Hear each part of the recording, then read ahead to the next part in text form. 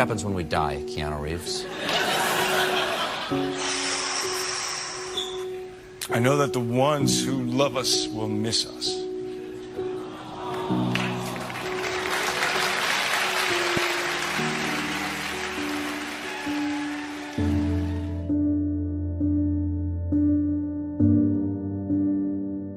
I have failed far more times than I've succeeded. Far more. You will never succeed more than you fail. That's not how it works. You know why? Because failure is a wonderful teacher. It's the only way to learn. You have to fail. I don't know how many of you remember or recognize the name Howard Hill. Now, Howard Hill was a good Alabama boy. He was an archer. They say he was the best in the whole world.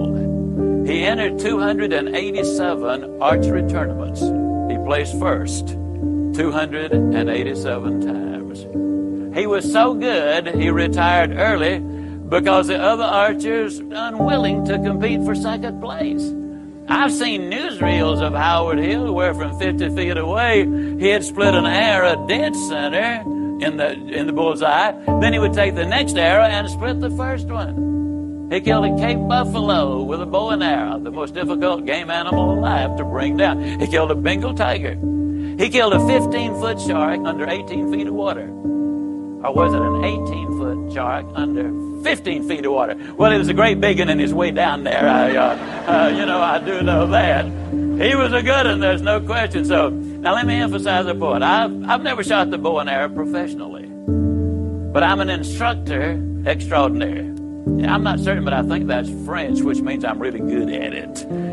As a matter of fact, let me tell you just how good I am as a teacher.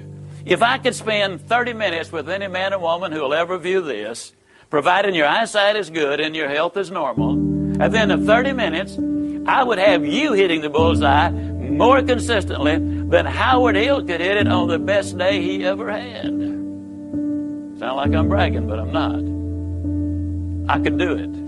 Provided, of course, you had first blindfolded Howard Hill and turn him around a couple of times so he wouldn't have a clue as, which way am I headed? And you might say, well, now, Ziglar, my goodness alive, fella, of course you could. That's ridiculous. How on earth could a person possibly hit a target he couldn't even see? It's a good question, but here's a better one. How can you hit a target you don't have?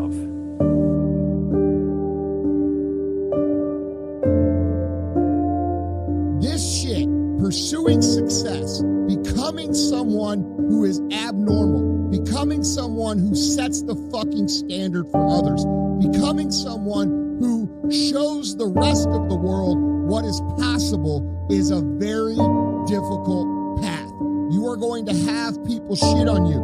You are going to have unexpected circumstances arise. You are going to have the government fucking shut the country down. You are going to have all these things that you never fucking counted on come and smack you in the face over and over and over again. This is just part of being on that path. Right? Don't be a follower, be a student.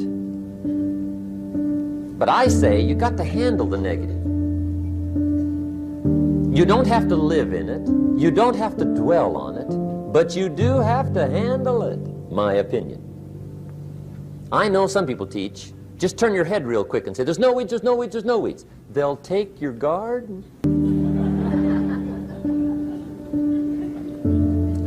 So you've got to handle the negative. Here's what part of it is. It's called the Great War Between Good and Evil. Mr. Reynolds and I are working on a new book this year called The Great War Between Good and Evil. And there is a war on. The minute you were born, you got involved in the war between good and evil, between darkness and light, between negative and positive, between evil and good, between tyranny and democracy, between weeds and human activity. I mean, the war is on. If democracy sleeps, guess who never sleeps? Tyranny. In the absence of light, guess what's automatic? Darkness. If good does not arouse itself and become active, guess what moves in? evil. It's a war. A mental war, a physical war, a financial war, between enterprise and ease, between accomplishment and failure. It's a war. That's why there's an Old Testament phrase that gives the best advice for human activity when it says, 6 days labor, 1 day rest. Now, I'm sure we've taken that to mean, don't work all 7 days. Take one off. Here's what it also means. Only take one off.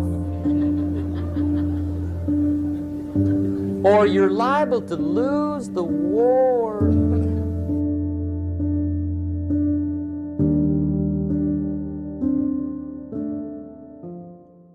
Something in life that's a lot tougher than you, and it's going to test your will and it's going to test your heart. If it's just about you and if it's just about the product, it will crush you every day I get up.